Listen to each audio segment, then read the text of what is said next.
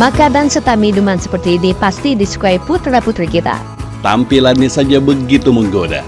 Soal rasa, anak-anak pasti punya selera sendiri. Beberapa makanan yang menggiurkan ini tersedia di kantin atau sekitar sekolah mereka. Tak bisa dipungkiri, anak-anak bisa menghabiskan 6 hingga 10 jam per hari di lingkungan sekolah. Itu artinya, ada kemungkinan mereka akan jajan di kantin.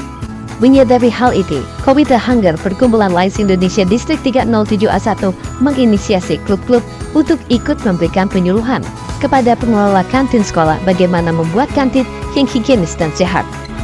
Klub-klub di Distrik 307A1 diharapkan juga dapat memberikan edukasi kepada anak-anak sekolah agar mereka cermat memilih makanan yang baik dan menyehatkan.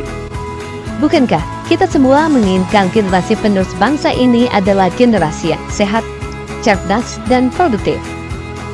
Hubungi nomor-nomor ini bila Anda tertarik bergabung dan mendukung program kantin sehat.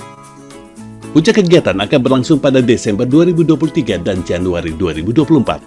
Ayo, pastikan Anda menjadi bagian penting dalam menyehatkan generasi mendatang.